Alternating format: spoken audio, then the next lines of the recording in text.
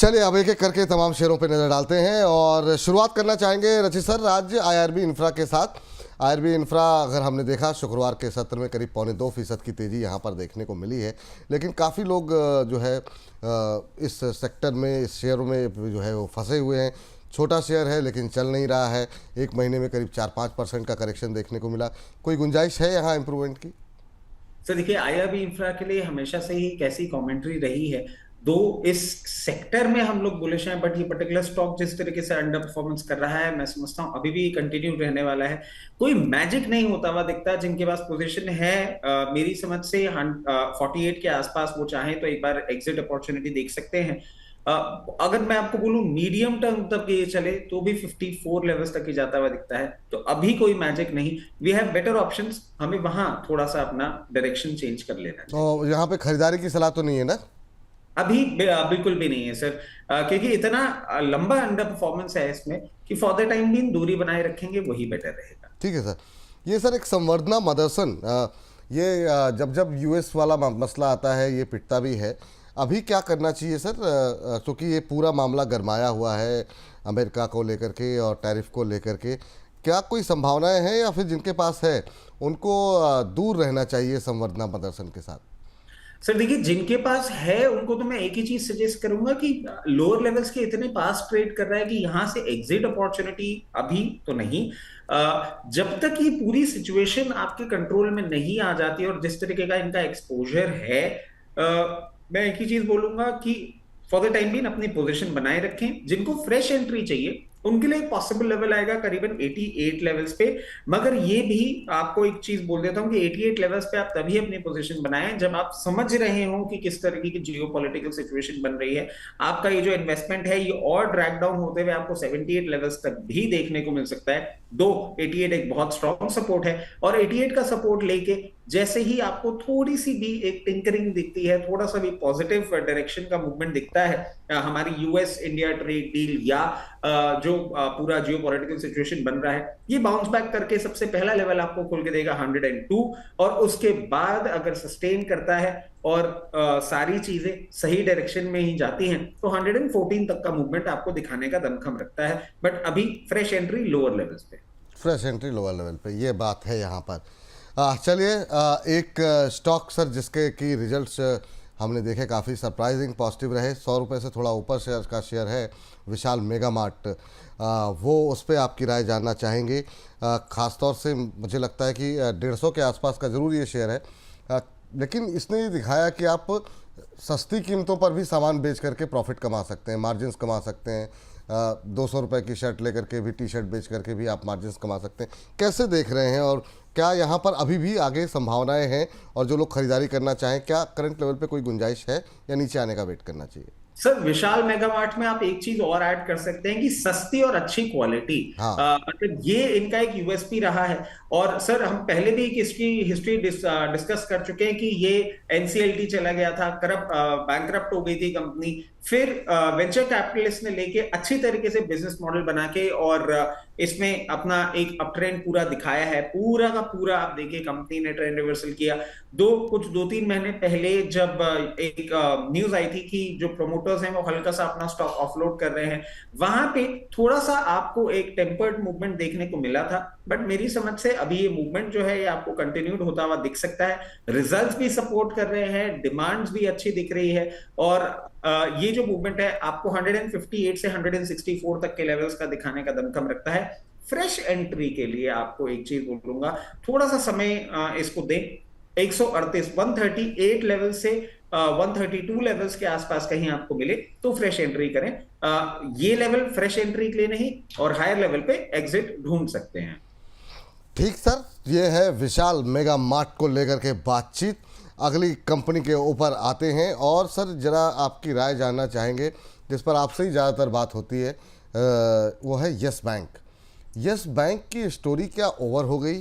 यहाँ पे कुछ चल भी रहा है कि नहीं? कोई अपडेट नहीं बीते, मुझे लगता है लास्ट टाइम आपके साथ ही बात हुई थी, उसके बाद बीते 2 हफ्तों में और किसी एनालिस्ट से भी बातचीत नहीं हुई, लेकिन क्वेरीज आती रहती हैं। बहुत लोग हायर लेवल पे खरीद करके भी बैठे हुए हैं। अब उनकी खरीद से 21, 22, 23 पे जिन्होंने लिया है उनकी भाव से काफ़ी ठीक ठाक नीचे आ गया। कोई गुंजाइश दिखाई दे रही है? पक क्या रहा है यहाँ पर अगर आप चाहें तो डिटेल में आंसर दे सकते हैं इसका, यस बैंक का। सर देखिए, यस बैंक में ना बहुत सारे डेवलपमेंट हो रहे हैं, और वो डेवलपमेंट पूरी तरीके से जब तक स्ट्रीमलाइन नहीं होते तब तक इसमें कोई भी आप मूवमेंट नहीं एक्सपेक्ट कर सकते हैं। अभी फॉर द टाइम बीइंग मैं एक ही चीज बोलूंगा, जिनके पास पोजीशन है वो बना के रखें। और जस्ट बिकॉज एक टर्न अराउंड जरूर आपको होता हुआ दिखेगा, ऐसी बात नहीं है कि ये यहीं पे फिक्स होके रह जाएगा, एक टर्न अराउंड दिखेगा। थोड़ा बहुत जो अभी हमने लेटली सुना था, एक फॉरेन फंड भी इसमें अपना इन्वेस्टमेंट्स बढ़ा रहे हैं। और बहुत हद तक विपुल सर, अगर डिटेल की बात करें तो ये एक टेक ओवर कैंडिडेट ज्यादा बनता हुआ दिखता है करंट लेवल्स पे।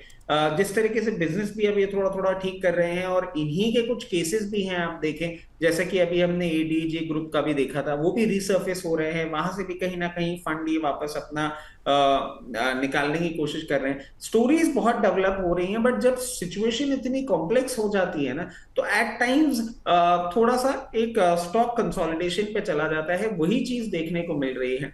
तो मैं एक ही चीज सजेस्ट करूंगा, अभी आप इसमें कुछ भी ना करें, आपके पास पोजीशन है बनाए रखें। जैसे जैसे सिचुएशन ठीक होगी उसके बाद आपको हायर लेवल्स देखने को मिलेंगे। और इस पर्टिकुलर स्टॉक के लिए तो देखिए हायर लेवल भी इतना पास ही आ रहा है, 24 लेवल्स का हायर लेवल है, और 24 लेवल्स को ब्रीच करके मेंटेन करेगा तो 28 से 32 रुपए की रेंज तक जाने का दमखम रखता है।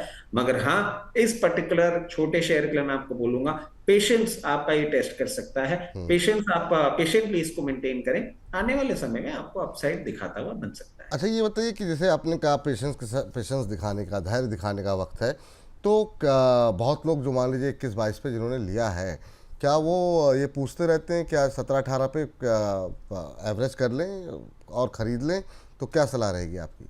देखिए 21-22 रुपए पे जिन्होंने ले रखा है उनको मैं ये चीज जरूर बोलूंगा, जब भी ये आपको 17 रुपए 10 पैसे 17 लेवल्स पे मिले, एक बार आप अपनी पोजीशन थोड़ी सी बढ़ा सकते हैं। क्योंकि कहीं ना कहीं आप देखें हिस्टोरिकली बिना इन लेवल्स पे जाके इसमें हमने एक अच्छी बाइंग देखी है। और वो ये ना कि स्टॉक इतना छोटा है कि अगर वहां से 2 रुपए का भी अपसाइड रजिस्टर किया है तो इन परसेंटेज टर्म्स एक डिसेंट अपसाइड भी देखने को मिला है। वॉल्यूम बेस्ड बाइंग आती है, उन लेवल्स पे चाहें तो एक बार आप एवरेज जरूर कर सकते हैं। मगर आपने अगर मान लीजिए 18 रुपए 80 पैसे 19 रुपए के आसपास ले रखा है तो 17 रुपए पे एवरेज करने के लिए आपके लिए एडवाइजेबल इतना अट्रैक्टिवली नहीं है। नहीं है। ठीक है सर, चूँकि बैंक की बात चल रही है और समय की भी थोड़ी सी कमी रहे है आज, तो मैं चाहूँगा कि बैंकों को लेकर के जो आपको पसंद आते हैं, जो आपको अच्छे लग रहे हैं और 100 रुपये के इर्द गिर्द हैं या 100 रुपये से थोड़ा ऊपर थोड़े नीचे हैं, उनमें कौन से शेयर अब आप रिकमेंड करना चाहेंगे जो आपको अच्छे लग रहे हैं, जिनमें आपको दम दिखाई दे रहा है छोटे शेयरों में? देखिए छोटे शेयरों की अगर हम बात करें और 100 रुपए के आसपास में ही हमने बात करी है, तो ये तो मतलब सब जानते हैं, मतलब दर्शक भी जानते होंगे कि मैं सबसे पहले कौन से शेयर की बात करने वाला हूं। मैं देश के चुनिंदा सबसे बड़े बैंक की बात करने वाला हूं, नाम है पीएनबी। और आप देखें अभी ये भी एक रेंज में ही चल रहा है। मैं समझता हूं lower end of the range पे आपको जब भी ये देखने को मिले, मतलब 101 रुपए के आसपास, 101 रुपए से 96 का एक रेंज है जहां पे आप इसमें पोजीशन बना सकते हैं। और उस पोजीशन को बनाने के बाद अगर आप देखें, अगर आप मीडियम टर्म की भी, अगर आप नियर टर्म की बात करें तो 114 लेवल्स पे आप चाहें तो एग्जिट लें। बट इतने छोटे ट्रेड के लिए इतना अच्छा बैंक आपको मिल रहा है, मैं नहीं सजेस्ट करूंगा कि आपको ऐसा करना चाहिए। आप इसको अगर अच्छे टाइम के लगते हैं तो 132 138 तक की रेंज में भी आपको ये आता हुआ दिख सकता है। अकॉर्डिंगली पीएनबी में लोअर लेवल्स पे आप अपनी पोजीशन बना सकते हैं। उसके बाद सर आपने देखा होगा कि अभी बहुत सारे पीएसयू बैंक्स ऐसे हैं जिनका रिजल्ट रिएक्शन भी हमने देख लिया था, सिस्टम में आता हुआ दिख गया था। यूको बैंक भी उनमें से एक बैंक है। अब यूको बैंक की भी आप देखिए ब्यूटी क्या है, 25 रुपए 50 पैसे की बुक वैल्यू है, 28 रुपए का दाम चल रहा है, रिजल्ट रिएक्शन आ चुका है। ये वो लेवल्स हैं जहां पे थोड़ा अट्रैक्टिव लगता है, यहां से बाउंस बैक देगा तो 36 रुपए का पहला लेवल निकल कर आएगा। और मीडियम टर्म के लिए अगर आप होल्ड करते हैं तो 52 तक का भी मूवमेंट आपको देने का ये दमखम रखता है। इसके साथ साथ जो हमारे दर्शकों का बहुत फेवरेट है और इतने टाइम से शो कर रहे हैं तो अब वो याद रहने लग गए हैं कि दर्शकों का बहुत ज्यादा इंटरेस्ट कैनरा बैंक में भी है। बिल्कुल। कैनरा बैंक को भी देखें, अभी 109 रुपए पे चल रहा है। अभी इसमें आप थोड़ा सा डाउन साइड और एक्सपेक्ट कर सकते हैं जिस तरीके से ये चल रहा है। मैं समझता हूं आपको फ्रेश एंट्री का पॉइंट अगर आप ढूंढना चाहें तो कहीं ना कहीं एक स्टैगर्ड मैनर में आपको देखने को मिल सकता है 104 रुपए से लेकर, और इसमें आप जस्ट लाइक पीएनबी 96 तक अपनी बाइंग कर सकते हैं। और जैसे ही ये रिवर्सल देगा, पहला 124 और उसके बाद 138 तक का मूवमेंट करने का दमखम रखता है।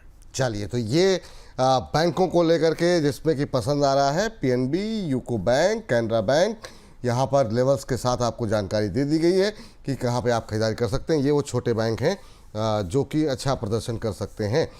चलिए आगे बढ़ते हैं और आगे चल कर के एक वो शेयर पे ज़रा बात करते हैं जिस पर कि थोड़ी सी बार बार कई बार चूँकि चर्चाओं में रहा है, उसकी शनि की दृष्टि उस पर पड़ गई है। लेकिन रिजल्ट में कोई समस्या नहीं थी, रिजल्ट अच्छे रहे और उम्मीद जैसे बीते क्वार्टर्स की रही है, मेरी भी उम्मीद थी कि शायद रिजल्ट के बाद ये 2-4 दिन सर ये 5% के अपर सर्किट लगाता था, तो एक्सपेक्टेशन थी, लेकिन सीएफओ ने इस्तीफ़ा दे दिया। तो वो जो है हाल फिलहाल में कुछ एक इस्तीफे ऐसे हुए जिन्होंने पूरी काया पलट दी शेयरों की, तो लोग घबरा गए। अभी क्या करना चाहिए सुज़लॉन पे? और चूंकि अभी ये 60 के आसपास आ गया है, तो क्या ये एवरेजिंग के लिए या नई बाइंग के लिए सही लेवल है, या 2-4 रुपये और नीचे जाने का वेट करना चाहिए? फ्रेश बाई के लिए क्या सलाह रहेगी? और अभी आपको ये शेयर नतीजों को ध्यान में रखते हुए कैसा लग रहा है? सर देखिए, नतीजों को आप बहुत क्लोजली स्टडी करेंगे, नतीजे हर पैरामीटर पे अच्छे रहे हैं। एक इनका अकाउंटिंग स्टैंडर्ड का वेरिएशन था जिसके चक्कर में ईयर ऑन ईयर बेसिस पे आपने थोड़ा सा अंडर परफॉर्मेंस देखा था, बट वो कहीं ना कहीं फैक्टर इन हो गया था। अब ये जो पर्टिकुलर सीएफओ है, इनका एग्जिट इसलिए थोड़ा सा एक प्रॉब्लमैटिक बनता है क्योंकि यही वो सीएफओ हैं जिनके अंडर द रिजीम सुज़लोन ने पूरा का पूरा टर्न अराउंड देखा था। बट क्या एक सीएफओ के जाने से सिचुएशन इतनी ज्यादा डाइसी हो सकती है? At the very face of it नहीं। और मैं समझता हूं दूसरे सीएफओ भी जो आएंगे वो कारगर, वो उसी तरीके के होंगे। और स्टॉक ऑलरेडी प्रॉफिट्स में आ चुकी है, कंपनी प्रॉफिट अपने क्वार्टर ऑन क्वार्टर देती जा रही है, करंट लेवल्स पे अट्रैक्टिव लग रही है। और मेरी समझ से आपको इसमें पोजीशन बना लेनी चाहिए। रिजल्ट रिएक्शन, सीएफओ एग्जिट, सारा का सारा आपने देख लिया है। और उसके बाद भी अगर ये स्टॉक यहाँ पे आपको मेंटेन करता हुआ दिख रहा है, पहले भी सर रिकलेक्ट करें 66 लेवल्स पे ये चल रहा था और हमने एवरेज की जब बात करी थी तो 60-61 रुपए ही था वो लेवल। वहां से एक बार इसने बाउंस बैक भी दिया था जिसके बाद मैंने बहुत खुशियां जाहिर करी थी अपनी। ये लेवल अट्रैक्टिव लगता है बिल्कुल, यहाँ पे आप चाहें तो अपनी पोजिशन बना सकते हैं। ठीक है, यहाँ पर भी अपनी पोजीशन बना सकते हैं। ये सुज़लॉन एनर्जी को लेकर के राय निकल के आई है। टारगेट क्या देख रहे हैं सर इस पे? आपने अच्छा क्लियर कर दिया ना? देखिए, टारगेट अगर आप बहुत नियर टर्म की बात करें, जब भी ये बाउंस बैक करेगा 66-65 लेवल्स के ऊपर मेंटेन करेगा, सबसे पहला 72, बट वो बहुत बहुत ज्यादा पास का टारगेट होगा। अगर आप इसको थोड़ा समय देंगे 84 लेवल्स भी देगा, और मीडियम टर्म में आपको ये 104, 108 ये लेवल्स पे भी जाता हुआ दिख सकता है। अपने टाइम होराइजन के हिसाब से आप इसमें पोजीशन मैनेज कर सकते हैं। ठीक सर। तो ये बात सुज़लॉन को लेकर आई, चूँकि सुज़लॉन पे बात हो रही है तो एक साथ जरा आर पावर पे सर जरा बताइए। मतलब बड़े विवादों में आ गया, बहुत लोग परेशान भी रहे, और लास्ट टाइम भी आपसे बात हुई थी 2 हफ्ते पहले। कॉन्फिडेंस थोड़ा सा लोगों का हिल गया है सर। ये जो अनिल अंबानी वाला इंसिडेंट हुआ, ये क्या मतलब, क्या एक बार के लिए निकल जाएं? क्या करना चाहिए? क्या इस तरह की कंट्रोवर्सी में रहना भी चाहिए कि नहीं रहना चाहिए? ये आपकी राय जानना चाहेंगे। सर देखिए, टेक्निकली इस तरह की कंट्रोवर्सी में यूजुअली हम यही चीज देखते हैं कि नहीं रहना चाहिए। बट रियलिटी क्या है ना सर, हमने इस कंपनी में एक टर्न अराउंड होता हुआ देखा है, हमने इसके प्रोजेक्ट्स देखे हैं, जिस तरीके से प्रोजेक्ट्स पे ये काम कर रहा है। और अब देखिए, जब ये पर्टिकुलर कंट्रोवर्सी ट्रिगर इन हुई थी तब भी हमने कहा था, तो उस टाइम 58-60 लेवल्स पे चल रहा था, 56 लेवल्स पे भी चल रहा था, और बहुत बार हमारी बात हुई थी, आपने कहा था कि भाई दर्शक कहाँ एवरेज करें। सर एक बहुत स्ट्रॉन्ग सपोर्ट है इस पर्टिकुलर काउंटर का, और आप देखें सारी क्रियाकलाप हो चुके हैं, ये 42 के ऊपर ही अपने आप को अफलोट रखने की कोशिश कर रहा है, वो एक है सपोर्ट। और सर कुछ टाइम पहले हम शो कर रहे थे, मैं वापस उसका एक डिस्क्लेमर दे देता हूं कि इसमें पर्सनल पोजीशन मेरी थी हायर लेवल्स पे, और मैंने करंट लेवल्स पे इसमें अपनी एवरेज पोजीशन बना के रखी हुई है। मैं फॉर द टाइम भी उसको मेंटेन कर रहा हूं। समहाउ जिस तरीके से अब ये स्टॉक बिहेव कर रहा है, जैसे ही ये बादल छटेंगे ये बादल छटने के बाद ये स्टॉक बाउंस बैक करना चाहिए।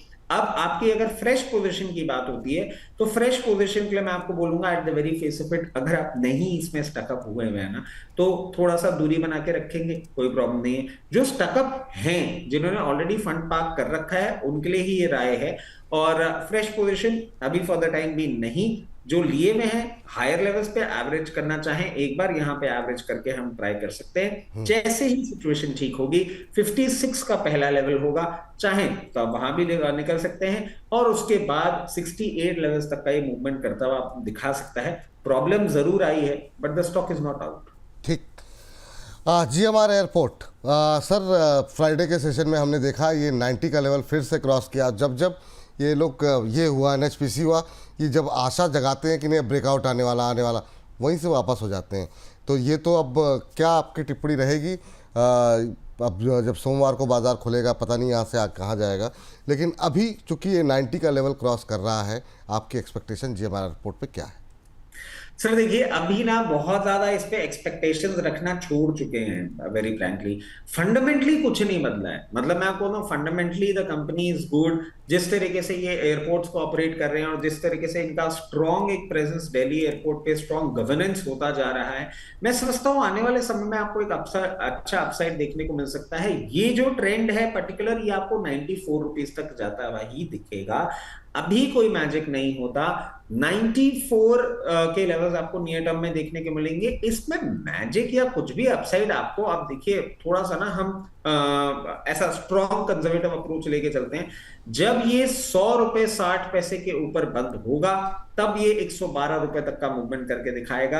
अभी उससे पहले कुछ नहीं। Fundamentally the company is good, but यहां पे आपको अभी कोई बहुत ज्यादा अपसाइड होता हुआ नहीं दिखेगा। आप अगर ये बोल रहे हैं कि साहब फंडामेंटली कंपनी इतनी अच्छी है और मुझे फ्रेश पोजीशन बनानी है, तो मैं कहूंगा अभी नहीं। 6 रुपए का डाउन साइड आए, 84 रुपीज के आसपास आए, वहां पे हम पोजीशन बनाएंगे ना, तो हमारे रिवॉर्ड्स थोड़े से बेटर हो जाएंगे। यहाँ पे रिवॉर्ड्स इतने अट्रैक्टिव नहीं है, इसलिए lower level position. Otherwise the company is good. एक और शेयर सर जिस पे आपकी राय लोग सुनना चाहते हैं, वो है वोडाफोन।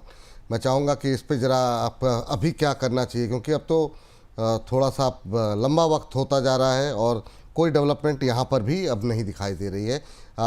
हमने देखा कि शुक्रवार के सत्र में 3% की गिरावट रही, अब 6 रुपये के आसपास आता हुआ स्क्रीन पर लोग देख रहे हैं। क्या करें आप?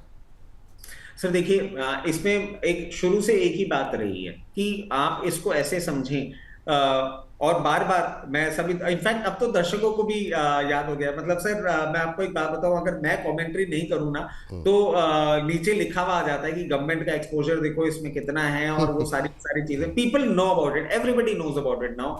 और एक वही स्टांस है कि देखिए, ऐसे इतना बड़ा पैसा सिस्टम से साफ करने के लिए गवर्नमेंट क्या कुछ करेगी, मैं समझता हूं आने वाले समय में। गवर्नमेंट अभी क्या है, और बड़ी लड़ाइयों में और बड़ी चीजों में लगे हुए हैं। मतलब आप देखिए, छोटे छोटे अनाउंसमेंट्स कर रहे हैं, बहुत सारा बड़ा कोई अभी मार्केट रिलेटेड एक्शन नहीं देखने को मिल रहा है।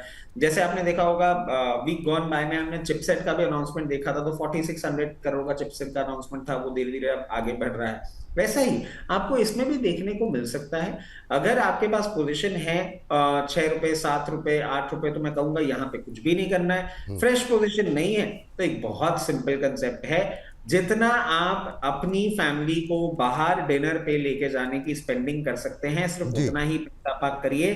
अगर पैसा आ गया तो बहुत अच्छा आएगा, और अगर जाने का है तो इतना ही रिस्क है। So don't take over exposure. एक अपसाइड के लिए, एक टर्न अराउंड के लिए काउंटर है, मगर कब आएगा कहना बहुत मुश्किल है। ठीक है सर, लास्ट के 2 काउंटर एक साथ मैं बोल दे रहा हूँ, NHPC और NMDC। NHPC चलने को राजी नहीं है। NMDC के रिजल्ट्स आए उस दिन, रिजल्ट्स के बाद कुछ चला, फिर जो है शुक्रवार के सत्र में पिटाई भी होती हुई दिखाई दी। इन दोनों के लेवल्स के साथ मैं चाहूँगा कि आपकी कमेंट्री क्या रहेगी? देखिए सर, एक ना हम एक और चीज समझ लें कि ये जो बेचारे छोटे काउंटर्स है ना, इनमें एक तो रिटेल एक्सपोजर बहुत अच्छा है, और जब तक इंडेक्स परफॉर्म नहीं करेगा ना, एक ब्रीदर नहीं आएगा मार्केट में, तब तक बेचारे अंडर परफॉर्म करेंगे। मगर इसका ये बिल्कुल भी हम मतलब ना समझें कि ये काउंटर्स खराब है।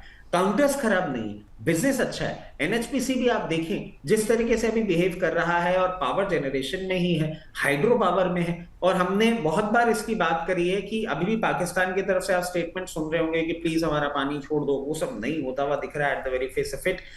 इस पर्टिकुलर काउंटर के लिए मैं बोलूंगा, अगर आपके पोजीशन है तो बिल्कुल भी कुछ ना करें, पोजीशन मेंटेन रखें। कई कबार क्या होता है ना, कि जो बहुत अच्छे पोटेंट काउंटर होते हैं उनको चलने में टाइम लगता है, वो थोड़ा बेस फॉर्मेशन करते हैं, और ये भी उन्हीं चुनिंदा काउंटर्स में से एक है। फ्रेश पोजीशन बनाने के लिए लेवल निकल कर आएगा 78 का। यहां पे आपको और कुछ नहीं करना है। अगर आप इसको बहुत छोटी अवधि के लिए भी लेते हैं तो 90 रुपए के आसपास आपको एग्जिट मिले, तो वहां पे मीडियम टर्म के लिए अगर होल्ड करते हैं तो एनएचपीसी में आपको वापस देखने को मिल सकता है 108 से 110 का लेवल। जी। But that will not be exit point for long term investors. NMDC की अगर हम बात करें, फ्राइडे के सेशन में एक्स डिविडेंड भी हुआ था और आपको डाउन साइड पे ही आता हुआ दिख रहा है अभी। ये भी फ्रेश एंट्री के लिए लोअर लेवल पे कहीं 64 से 66 रुपए, 64 से 66 की रेंज में आप एंट्री कर सकते हैं। बहुत नियर टर्म टारगेट्स देखेंगे, 74 तक का मूवमेंट आपको कभी भी दिखा सकता है, और मीडियम टर्म में 82 के लेवल्स भी दिखा सकता है। काउंटर अच्छा है, पेशेंस टेस्ट कर सकता है। खरीद सकते हैं अभी? लोअर लेवल्स पे बिल्कुल लोअर। 64 से 66 जरूर खरीद सकते ठीक है। सर, आज थोड़ा सा समय कमी है तो इस कार्यक्रम को, इस सेगमेंट को हमें यहीं पर वाइंड अप करना होगा, समाप्त करना होगा। लेकिन IRB Infra, Samvardhana Motherson, Vishal Mega Mart, Yes Bank, R Power, PNB, UCO Bank, Canara Bank, Suzlon, GMR Airport, Vodafone, NHPC, NMDC में आपको एक दो शेयर कोई ऐसे हैं जिनमें आपको सबसे ज़्यादा दम दिखाई दे रहा हो? जाते जाते आपकी last comment. Sir, Suzlon, NHPC और वोडाफोन तो कहना गलत हो जाएगा क्योंकि अभी उसके लिए इतनी सारी चीजें चल रखी हैं। एनएमडीसी भी ठीक लग रहा है, पीएनबी बहुत अच्छा लग रहा है। तो अगर टॉप 3 पिक्स होंगी, पीएनबी, सुजलॉन और एनएचपीसी। ठीक है। सर, बहुत बहुत शुक्रिया, बहुत बहुत धन्यवाद। जो है आज की इस चर्चा में इतने शॉर्ट नोटिस पे आए। आपको यात्रा के लिए निकलना है, आप निकलिए। और हमारी तरफ से एक बार फिर से आपको, आपके पूरे परिवार को, आपके पूरी जो भी लोग आपके साथ काम कर रहे हैं उनको कृष्ण जन्माष्टमी की बहुत बहुत शुभकामनाएं, स्वतंत्रता दिवस की बहुत बहुत शुभकामनाएं। तो फिलहाल के लिए कौन से छोटे शेयर दिखाएंगे दम, ये हमने आपको बताया। इस पे और ज़्यादा डिटेल में आने वाले हफ्तों में हम बातचीत करते रहेंगे। आपके कुछ अगर शेयर छूट गए हैं तो कमेंट बॉक्स में बताइए। हम मंडे टू फ्राइडे जो है अपने लाइव कार्यक्रम में सुबह 10 बजे, 1 बजे इस पर चर्चा करते रहेंगे। हमारा ये सेगमेंट कैसा लगा, हमारी ये बातचीत कैसी लगी, इस पर टिप्पणी कीजिए और बताते रहिए। सलाह आपके हम लगातार सुन रहे हैं। और आप सभी को एक बार फिर से कृष्ण जन्माष्टमी की, स्वतंत्रता दिवस की ढेर सारी शुभकामनाएँ। जय श्री कृष्णा, जय हिंद।